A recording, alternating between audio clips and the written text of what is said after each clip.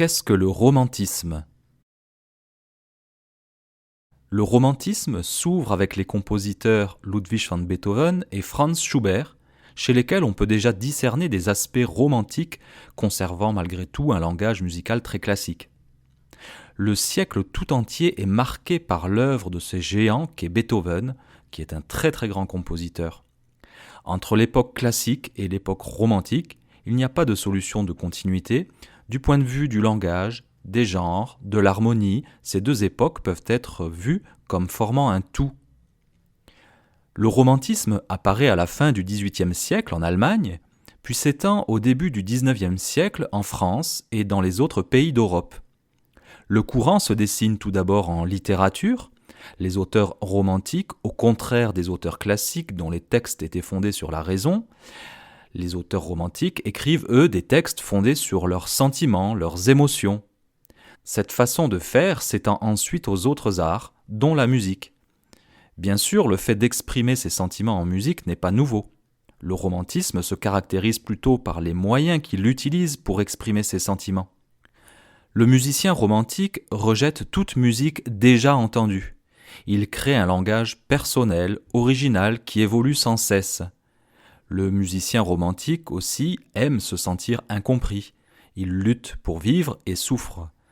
Ainsi, sa souffrance n'a pas forcément d'origine précise, il s'agit d'un mal-être perpétuel. Et l'œuvre de Friedrich que vous avez sous les yeux, qui s'appelle Le voyageur contemplant une mer de nuages, traduit bien cet esprit romantique, cet esprit du voyageur solitaire, cherchant l'introspection, mal dans sa peau, mais aussi observateur du monde, et qui se retrouve seul, petit, dans l'immensité du monde l'entourant. Pour illustrer mon propos, je ne citerai que le destin tragique de Beethoven, qui est devenu misanthrope, enfermé dans sa surdité, ayant eu une enfance difficile avec un père qui le battait. On peut aussi citer Franz Schubert, qui est l'archétype du compositeur romantique maudit. Il n'a même pas vécu 32 ans, et il est donc mort encore plus jeune que Mozart. Ou encore le personnage de Frédéric Chopin, virtuose, figure de l'exilé et victime d'un destin tragique, mort à seulement 39 ans, et il a suscité un véritable culte chez les romantiques. Il y a plusieurs phases dans l'évolution de la musique au XIXe siècle, et on peut approximativement en distinguer 4. Tout d'abord, les débuts du romantisme, entre les années 1800 et 1830. Le romantisme apparaît d'abord en Allemagne, sous l'influence de la littérature romantique de ce pays. Les premiers opéras romantiques sont Ondine de Hoffmann en 1816 et puis surtout Der Freischütz de Weber en 1821. L'esprit poétique de l'époque s'exprime surtout à travers l'œuvre de Franz Schubert, aussi bien dans ses lieder que dans sa musique instrumentale.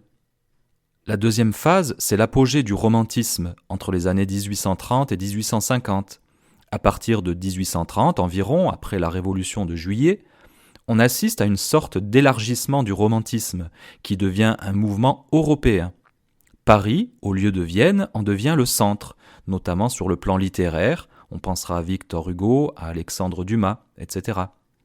La symphonie fantastique d'Hector Berlioz, l'apparition de Paganini à Paris, qui est un grand violoniste virtuose, la prodigieuse carrière de pianiste virtuose de Franz Liszt, l'œuvre de Frédéric Chopin, les opéras de Meyerbeer, tels sont les principaux événements dans l'histoire du romantisme musical en France. En Allemagne, les compositeurs sont Mendelssohn, Schumann, Wagner, et puis en Italie, le très grand Giuseppe Verdi, avant tout compositeur d'opéra. La troisième phase, c'est celle du romantisme tardif, entre les années 1850 et 1890. La césure correspond à la Révolution de 1848, qu'on a appelée le Printemps des peuples. Après la mort de Mendelssohn en 1847, de Chopin en 1849, de Schumann en 1856, une nouvelle phase commence.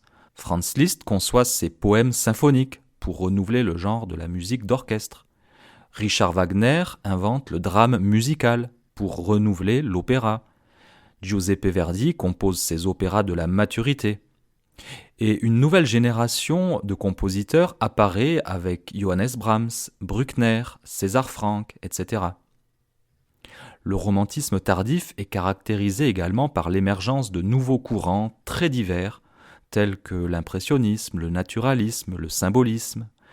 Enfin, la dernière phase correspond au tournant du siècle entre les années 1890 et 1914. Vers 1890 entre en scène une nouvelle génération de compositeurs qui incarnent des tendances très différentes, souvent poussées à l'extrême, avec par exemple Puccini, Gustave Mahler, Claude Debussy, Richard Strauss. Bientôt sera remise en cause la tonalité par l'allemand Arnold Schoenberg, qui a été pourtant le fondement de la musique pendant plus de 2 siècles. Mais c'est la Première Guerre mondiale qui marque véritablement la fin du XIXe siècle et le début d'une époque nouvelle qu'on appellera l'époque moderne. Voici quelques caractéristiques techniques et musicales du romantisme.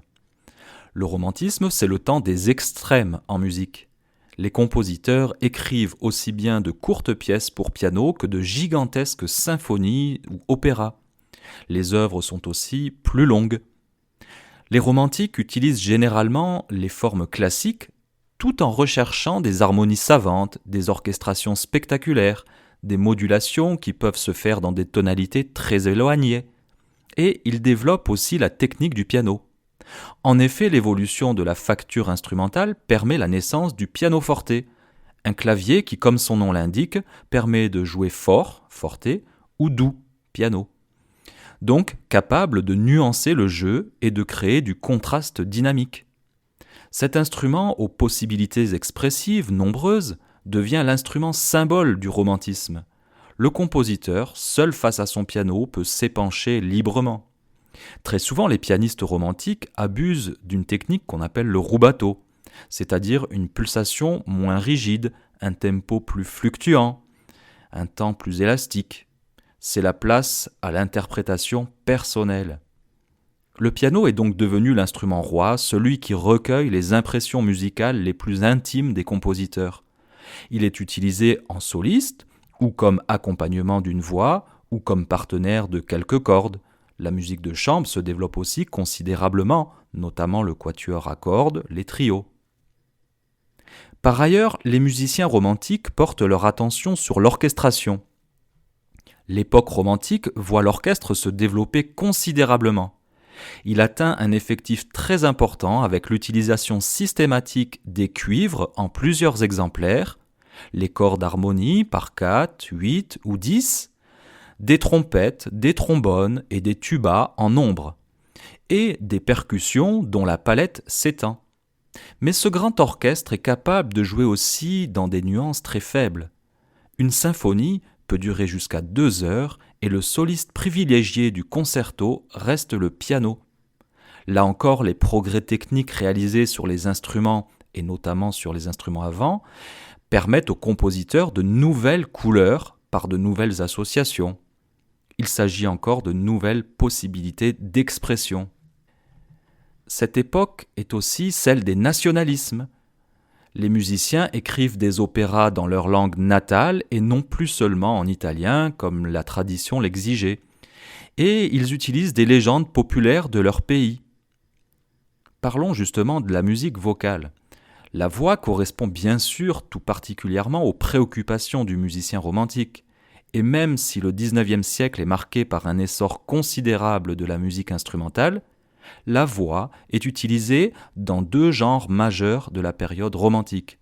Tout d'abord, le lied et la mélodie, qui désignent le même principe de départ, c'est une voix seule accompagnée au piano.